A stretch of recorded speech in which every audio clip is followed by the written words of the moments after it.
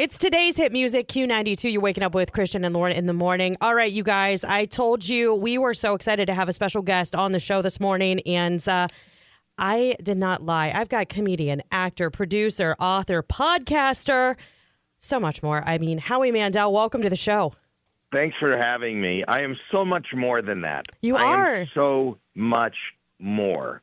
You are. Because you didn't, the one thing you didn't mention that you did say comedian. Yeah, Stand up. I just feel like that's all I am. That's why I'm excited to talk to you.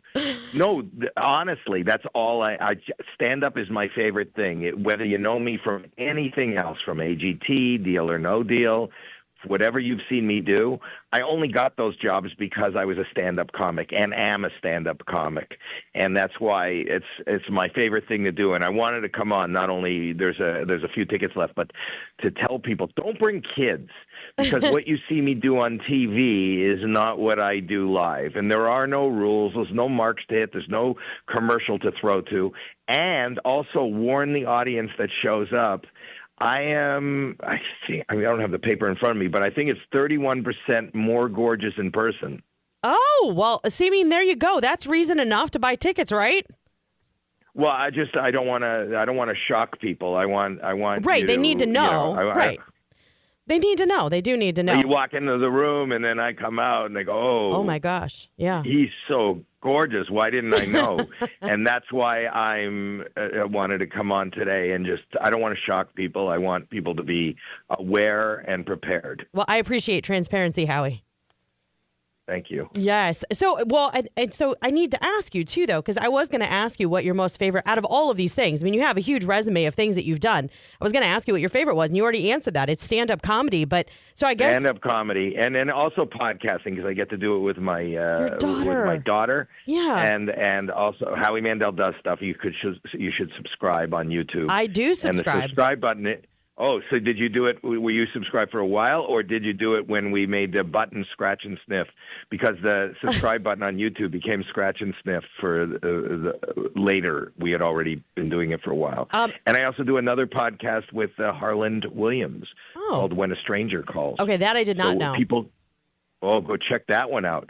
People, that drops every Thursday. When a Stranger Calls strangers call us, and we deal with it. They FaceTime us. Oh, my gosh, we don't know where they're calling from, who they are, and where they're from. They've called us from morgues, emergency rooms, workplaces, home, the other side of the globe. Oh, my gosh. So that's all fun, too.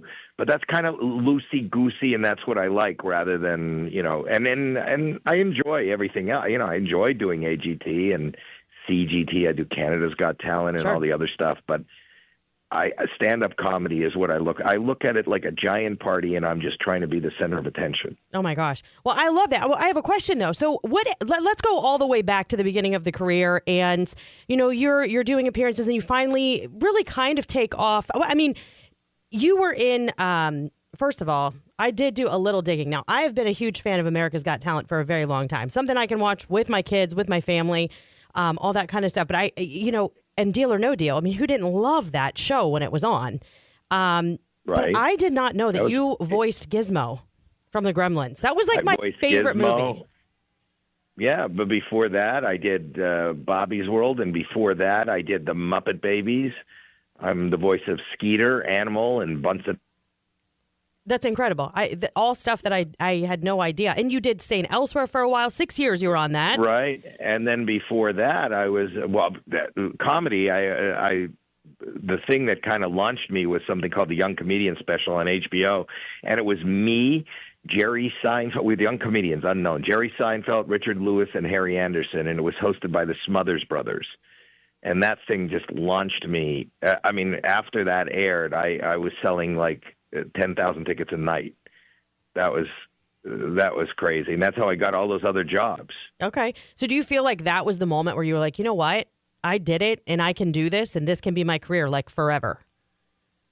No, that moment just happened 30 seconds ago. And I'm glad that I'm on this to kind of experience it with you and your listeners. Awesome. No, I've never felt like that. I'm always afraid that whatever I'm doing is the last thing I'm ever going to do, and nobody's going to want to come out and see it. And, careers, have ebbs and flows, and there's been, even though I've been around for a long time, there's been times when I've had nothing to do, and there's times when I'm always looking to just keep doing. So there wasn't, and I don't have any aspiration I didn't even know I wanted to be a comedian. It was on a dare in the 70s to get up on stage in Toronto, Canada, where I'm from, at a place called Yuck Yucks. So that was a dare, and that was so much fun. They kept bringing me back every night. And then I was on a trip in L.A., not to pursue comedy, but I had met people at Yuck Yucks, and they got me onto the Comedy Store, and I got a show called Make Me Laugh. And then I was a regular at the Comedy Store, and they put me on Merv Griffin and Mike Douglas. And then Kiss, Gene Simmons from Kiss saw me on Merv Griffin and hired me to be her his girlfriend's opening act, who happened to be Diana Ross. Oh my gosh! And then I got St. Elsewhere, and then I got this other show called Laugh Tracks, and then I never thought I'd be a game show host, and I got Deal or No Deal, and I never thought I'd be a judge on a talent show, which I was watching anyway. I didn't go after it. After Deal or No Deal, the original one finished, they just asked me to come on and do it, and it's been a great job. Yeah. And I didn't think I was going to be a producer. I'm still producing. Deal or No Deal Island is on, and I'm produced that, and so I'm always busy. But I think 5-6 times a week I'm doing stand-up comedy. Okay. Always. So that is the heart of it. That's the heart. Okay. Well, you've worked with so many people throughout your career. Is there anyone that you feel like had the most significant impact on you, throughout your career? Something that's going to stick with you, someone you've worked with? Yeah, the biggest impact was when I came down here to Los Angeles. There was it was a time when Richard Pryor was going on stage each and every night and writing Live on the Sunset Strip. Richard Pryor had the biggest impact, and he inspired me the most. I got to watch him every night for months, put that together, and I got to meet him and hang with him, and he's my biggest inspiration as far as being authentic and real. And I think a lot of what we watch today, not just from me, from many other people in comedy, was inspired by Richard. Okay. We're excited. We're excited, first of all, that you're making a stop here in Cleveland. You're going to be at MGM North Field Park this coming Sunday. If anybody wants to get tickets, obviously I'm just going to do a quick shout. You can go to Ticketmaster.com, put in MGM Northfield. You can get your tickets to Howie there. You're going to want to get them sooner rather than later, though. When they come to your show, what can they expect? As long as they are not kids, full adults coming to your show. I looked at it. It's very interactive.